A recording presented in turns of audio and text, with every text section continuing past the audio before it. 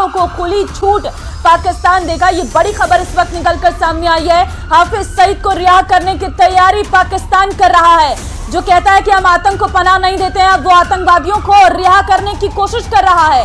आपको बता दें, लश्कर-ए-तैयबा का मुखिया है हाफिज सईद, जिसे रिहा करने की बात पाकिस्तान कर रहा है, क्योंकि भारत के एक्शन से डर में है और अब अपने आतंकियों को आगे कर रहा है। और पहले कहता है पाकिस्तान कि वो आतंकियों को पनाह नहीं देता है, लेकिन जितने आतंकी ठिकाने पाकिस्तान में है उसे तो पूरी तरीके से एक आतंकवादी देश घोषित कर देना चाहिए, ये मांग भी उठने लगी है। लेकिन अब उसने साफ कह दिया है कि वो जो आतंकी है उन्हें आगे रखेगा। पाकिस्तान ने भी अपना काम शुरू कर दिया है। एयर डिफेंस हमारा तत्पर है, एयर डिफेंस, जैसे आपको पता है। और हमने भी उनके एयर डिफेंस के रडार को नेस्ता नबूद किया है, लाहौर वाले को, जो कि 71 में भी लाहौर फोर्ट के ऊपर एक एयर डिफेंस रडार था जिसको हमने नेस्ता नबूद किया था। वो अमृतसर की फ्लाइंग को एकदम टेक ऑफ पे ही पकड़ लेता था। तो ये सारा जो है, ये लड़ाई का जो अब आप दृश्य देख रहे हैं, ये धीरे धीरे डेवलप हो रहा है। अभी खुशकिस्मती से रिहायशी इलाकों पे बॉम्बिंग नहीं हो रही। ड्रोन जो होता है ये इसके 5 किलो 4 किलो ऐसे जो एक वेपन ले जाता है, एक्सप्लोजिव ले जाता है, वो इतना नुकसान नहीं कर सकता। वो सिर्फ पॉइंट टारगेट को नुकसान करता है। और इवन जो मिसाइल होती है वो भी नुकसान करती है, पर उसकी वो डिस्ट्रक्टिव कैपेसिटी नहीं होती जितने की बॉम्बिंग में होती है। बट अपने तरफ से हम ये कहना चाहेंगे कि हमारी जो एयर डिफेंस सिस्टम ने एब्सोल्युटली अलर्टनेस दिखाई और एब्सोल्युटली जो उनको डिस्ट्रॉय किया। अब हमें देखना होगा कि कहाँ कहाँ पे या और अटैक करते हैं। और दूसरी बात है, सिर्फ ये सैल्वो ऑफ ड्रोन से ही नहीं रुक जाएगी। अब क्या इसमें आर्मी इन्वॉल्व होगी, क्या हमारी मूवमेंट्स होगी, क्या पाकिस्तान उसको अब द एंटे करेगा, मतलब अब दोबारा उसको लड़ाई के लेवल को ऊपर ले जाएगा और आर्मी को लगाएगा, या ये सिर्फ जैसे हम तो उसके टेररिस्ट के इलाकों को अटैक कर रहे थे, और या जो उनके रडार वगैरह जो इस काम को जिसको कहते हैं मदद करते थे। अब पाकिस्तान ने शुरू कर दिया है हमारे बाकी टारगेट पे बॉम्बिंग करना। तो हमारा भी काम होगा कि अब धीरे धीरे अब हमारा भी उनका जो डिस्ट्रक्टिव एरिया है, जो एरिया जिसको हम डिस्ट्रॉय करना चाहते हैं, वो लिस्ट बढ़ती चली जाएगी और फिर लड़ाई जो है एस्केलेट होगी। इसमें भी दो राय नहीं है।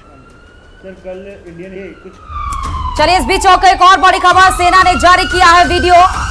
बड़ी खबर इस वक्त की इस समय आ रही है, सेना ने जारी पाकिस्तान पर हमले का वीडियो जारी हो चुका है।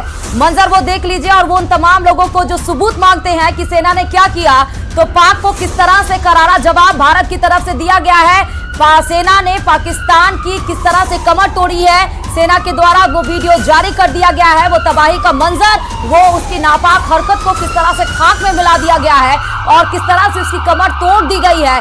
सेना ने एक वीडियो जारी कर दिया। इस वक्त की सबसे बड़ी खबर आपको बता रहे हैं, पाकिस्तान पर हमले का ये वीडियो जारी किया गया है। देखिए जरा आप, ये है वो वीडियो। आपको इस वीडियो में साफ पता चल पाएगा कि किस तरीके से इंडियन आर्मी के द्वारा ये वीडियो जारी किया गया है। और ये है वो वीडियो जिसमें ऑपरेशन सिंदूर का वो जिक्र कर रहा है।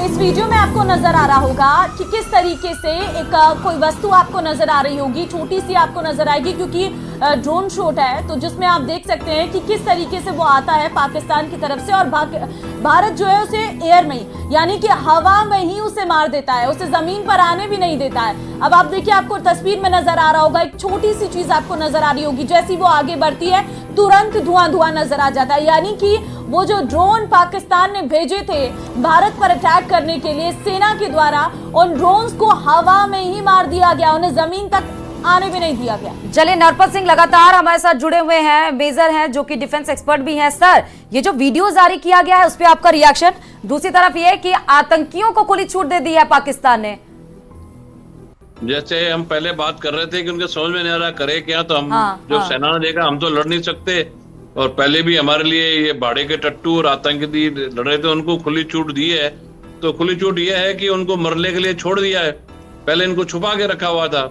अब वो आगे आएंगे और हमारे से, जब भारत ने कहा है कि हमको तो आतंकी खत्म करना है, आतंकवाद खत्म करना है, तो ये खुद में शक्ति है नहीं, अब मेरे में तो दम है नहीं, तो मैं इनको रिलीज करता हूँ। जो आपने अभी खबर दिखाई है, सच है कि वो उनको बोल रहे हैं कि आप हमारी लड़ाई लड़ो, तो अभी वो आतंकी कितनी लड़ाई नरपत सर, एक बात मैं समझना चाहूंगी कि बहावलपुर में जो 100 किलोमीटर दूर घुस के, जो कि जेएम मुख्यालय है, भारत पाक सीमा से 100 किलोमीटर दूर है, और ऑपरेशन सिंदूर के तहत हमने उसको नेस्तनाबूद कर दिया। वो लश्कर तैयबा हाफिज सईद का वहां पर ठिकाना था, उसको हमने खत्म कर दिया।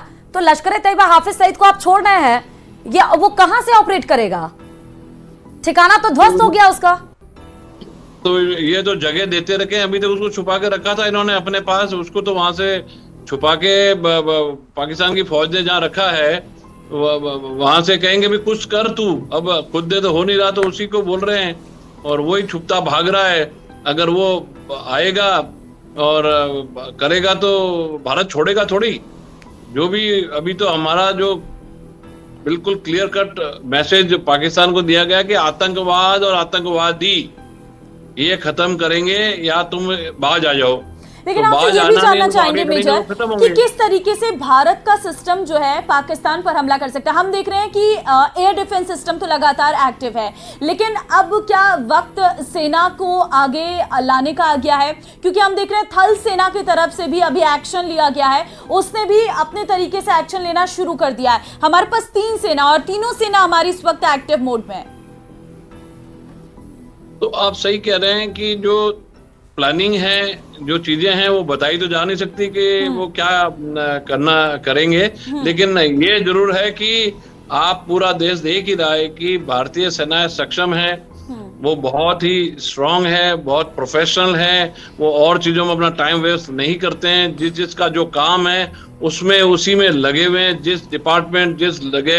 जब आपने बात की एयर डिफेंस की, तो पूरा S-40 से लेके दूसरी जो हमारी मिसाइल है, जो आकाश मिसाइल है या दूसरी मिसाइल, सब अपना वो अलग काम कर रहे हैं। फिर इसके बाद एयर डिफेंस रेजिमेंट होती है जिसके पास एयर डिफेंस गन्स हैं, जो एंड में कुछ आप देखते हैं, तो वो अभी आप आपके चैनल पे बता भी रहे थे, नाम ले रहे थे, तो हमारी जो बाकी जो एयर डिफेंस पूरी एक संस्था है, आर्मी और एयरफोर्स के पास में एयर डिफेंस की अपनी मिसाइल है, वो सब इंटीग्रेटेड होके काम कर रही है और आगे भी करेगी।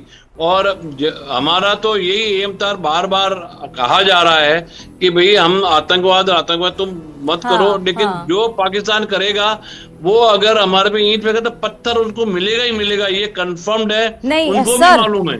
इस सब के बीच में, क्योंकि बात बिल्कुल के हम फोकस, कैलकुलेटिव और नॉन एस्केलेटरी और स्मार्ट मूव चल रहे हैं, इसलिए सारे प्रूफ्स हमने अपने पास रखे हैं, और इसीलिए विदेश में भी कोई हमारे ऊपर सवाल नहीं उठा पा रहा है, क्योंकि हर प्रूफ्स के साथ हम उसके ऊपर अटैक कर रहे हैं आतंक के खिलाफ। लेकिन सर, जब 9 ठिकाने हम ध्वस्त कर दिए आतंक को, तो हाफिज सईद को छोड़कर भी करेगा क्या आसिम मुनीर? वो कुछ बचे कुछ कचरा कहीं होगा, उनको इकट्ठा करके कुछ दिखाएगा। अब इनका काम तो ये रहेगा कि अपनी इज्जत बचाने के लिए हम कुछ ऐसा जो कहते हैं ना, टोटके करना वाला काम रहेगा इनका अभी, और क्या, और करेंगे तो मरेंगे।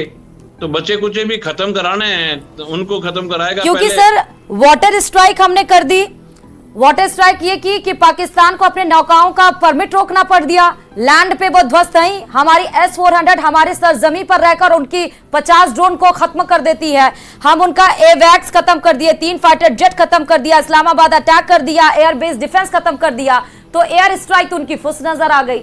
और अगर समंदर पे देखिए तो INS विक्रांत ने कराची बंदरगाह को भी तबाह किया है। तो क्या गलियों से रेंगते हुए आएगा क्या हाफिज सईद? तो अभी वही तो है, दिखाने का कुछ रह नहीं गया, तो अभी खुद तो लड़ नहीं रहे, तो हाफिज सईद को आगे कर रहे हैं कि तू कर भाई कुछ, तू ये हमारा आका है, तू कुछ कर देगा, कहीं फुस कोई हरकत कर देगा छोटी मोटी, तो लगेगा हमने कुछ किया, क्योंकि हम तो कुछ कर नहीं पाए, और सशक्त सेना से हम लड़ नहीं सकते, और वो लड़ते हुए हमारे को मारता है। हम उसको एक पत्थर फेंकते, वो हथौड़ा मार रहा है। हमारी एक छोटी ईंट हमने फेंकी, वो ईंट को रख के उसने बड़ा पत्थर मिल रहा है। तो इसलिए मैं आपको बताना सर, चाहता इस हूं बीच कि एक और बड़ी खबर, भारतीय सेना ने पहला बयान जारी किया है। पहला बयान इन सब के बीच में जारी किया गया है। कल रात पाकिस्तान को मुंहतोड़ जवाब दिया गया। सेना की तरफ से यह आधिकारिक पुष्टि की गई है, जवाब आ गया। 8 और 9 मई को पाकिस्तान ने हमले की कोशिश की, लेकिन पाकिस्तान के इस हमले को हमने नाकाम किया।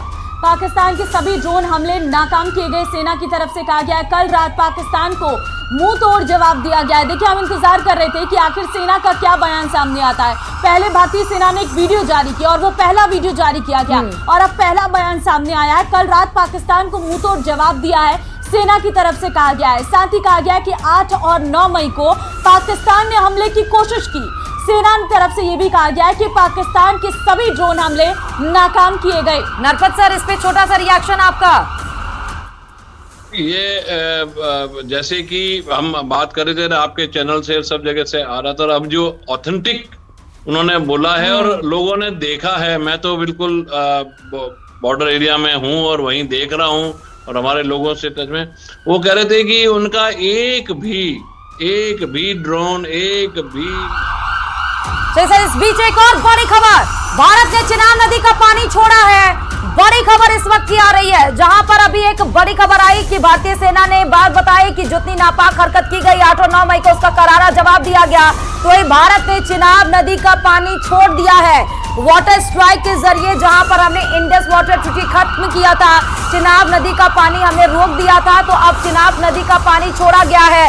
इस वक्त की सबसे बड़ी खबर है। लेकिन अब बड़ा सवाल है, ऑपरेशन सिंदूर के बाद अब क्या जल प्रहार? क्योंकि भारत ने चिनाब नदी का पानी यहां पर छोड़ दिया है और बिना सूचना दिए ये चिनाब नदी का पानी छोड़ा गया है। पाकिस्तान में अब बाढ़ जैसे हालात हो सकते हैं, क्योंकि अब ऑपरेशन सिंदूर के बाद जल प्रहार हर तरीके से, मेजर जनरल, जिस तरीके से ऑपरेशन सिंदूर के बाद अब जल प्रहार देखने को मिला है, चिनाब नदी का पानी छोड़ दिया गया है, हर तरफ से पाकिस्तान को घेरने की पूरी प्लानिंग है।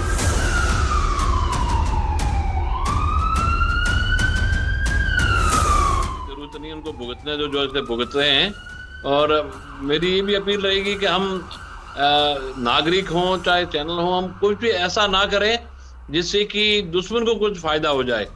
और हम अपना जो आ रहा है, ऑथेंटिक न्यूज आ रही है, जो हमारे को भारतीय सेना से आ रही है, वहाँ वॉर रूम से आ रही है, ब्रीफिंग से आ रही है, और जो ग्राउंड में हमारे जो आपके लोग भी सब मैं देख रहा हूँ सब जगह हैं, और देख के और जो हमारा मोरल अप है वो सही में है, और वो जिस ढंग से हमने जवाब दिया है वो उनको मालूम चल रहा है। और मैं तो हमेशा आपके जरिए अपने दर्शकों से भी कहूंगा कि हम ऐसी कोई हरकत ना करें जिससे दुश्मन को फायदा हो। नहीं, ये चिनाब नदी का पानी छोड़ने से सर इसमें दुश्मन देश को क्या फायदा होगा, ये समझ नहीं पाए आपका स्टेटमेंट। ये हाँ। मेरा फील्ड है नहीं कि मैं आपको जल की नीति, जल के ये, और मैं तो अपनी इतने 40 साल के करीब जो हमने काम किया, ट्रेनिंग करी है फौज और उनकी एनालिसिस, और जो आप मेरे से पूछ रहे हैं, लेकिन ये जो आप चिनाब नदी का पानी छोड़ा है, ये जो है इसका जवाब जब तक कि देखिए, मतलब एक तरीके से जनरल हम ये पूछने की कोशिश कर रहे हैं कि हमने देखा कि एयर स्ट्राइक की गई है और उसके बाद हम देख रहे हैं कि डिजिटल स्ट्राइक लगातार की जा रही है, और उसके बाद ही ये तीसरी स्ट्राइक देखने को मिल रही है। हम आपके पास लौटेंगे, हमारे संवाददाता इस वक्त ग्राउंड जीरो से प्रेमदान जुड़े हुए हैं हमारे साथ बारबेट से। प्रेमदान, क्या स्थिति अभी वहां पे, क्योंकि चिनाब नदी बिना पूछे कुछ और उसको खोल दिया गया, डिजिटल एयर स्ट्राइक के बाद और इकोनॉमिक स्ट्राइक के बाद अब वाटर स्ट्राइक, यानी कि पाकिस्तान को डुबो के भी हम मारेंगे। देखिए, मैं आपको बता रहा हूं कि युद्ध की जो परिस्थिति बनती है उसके बाद में दुश्मन को चारों तरफ से घेरना बहुत ही अति आवश्यक है, और यही कारण है कि हमने पहले एयर स्ट्राइक की वहां के आतंकवादियों को सबक सिखाने के लिए, उनको नेस्तनाबूद करने के लिए। लेकिन उसके बाद जब पाकिस्तान ने अपना वार करने की कोशिश की, सिविलियंस को अटैक करने की कोशिश की, उसके बाद में जब एक तरीके से जब सिविलियंस को आप अटैक करते हो और अघोषित वार आप जारी कर देते हो, तो उसका जवाब भारत की ओर से यही इसी तरीके से दिया जाना है, क्योंकि हमने एयर से उनके मिसाइलों को मार गिराया है, उनके फाइटर प्लेन को मार गिराया है, उसके साथ ही साथ उनके जो ड्रोन आए थे उनको मार गिराया है। तो जिस तरीके से जो पाकिस्तान जिस भाषा में समझ सकता है उस सारी भाषाओं में हमें जवाब देना बहुत जरूरी है। मैं बाड़मेर के, जो कि बाड़मेर पाकिस्तान का बॉर्डर है, जहां पर रात भर रेड अलर्ट रखा गया था।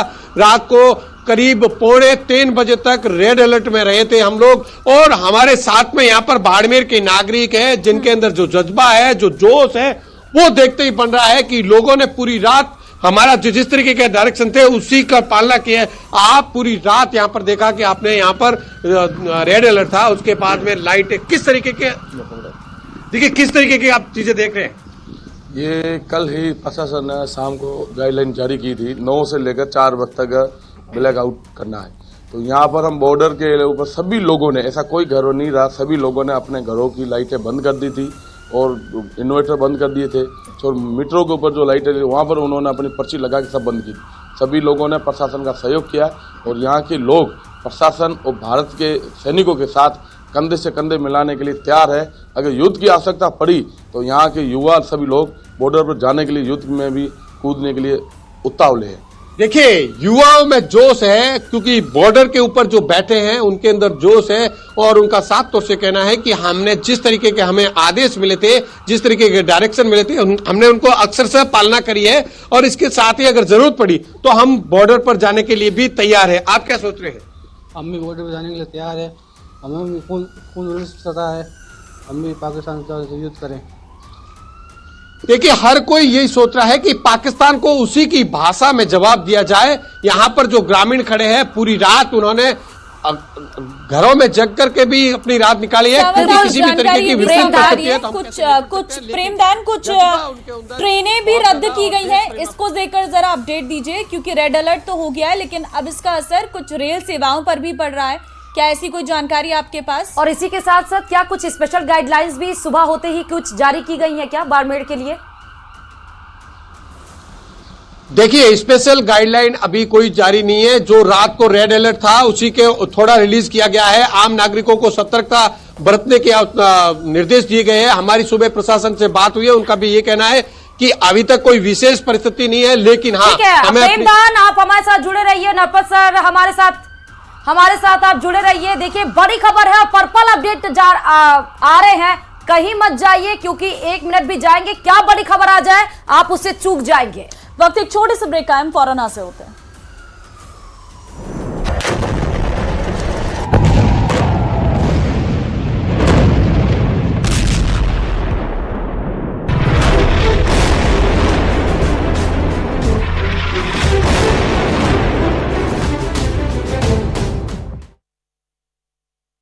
सायरन बजता हुआ नजर आ रहा है और जम्मू में तो ब्लैकआउट कर दिया गया है। बात अगर हम राजस्थान की कर ले, वहां से भी जो तस्वीरें हम देख पा रहे हैं, वहां पर भी अब जो पुलिस के अधिकारी हैं उनकी छुट्टियां रद्द कर दी गई हैं और अब सायरन भी बजाया जा रहा है। लोगों को सतर्क रहने के अब जो है अपील की जा रही है। साथ ही साथ सोशल मीडिया पर भी अफवाह जो फैलाए जा रहे हैं, पुलिस प्रशासन की तरफ से यही कहना है कि इस पर बिल्कुल भी ध्यान देने की जरूरत नहीं है।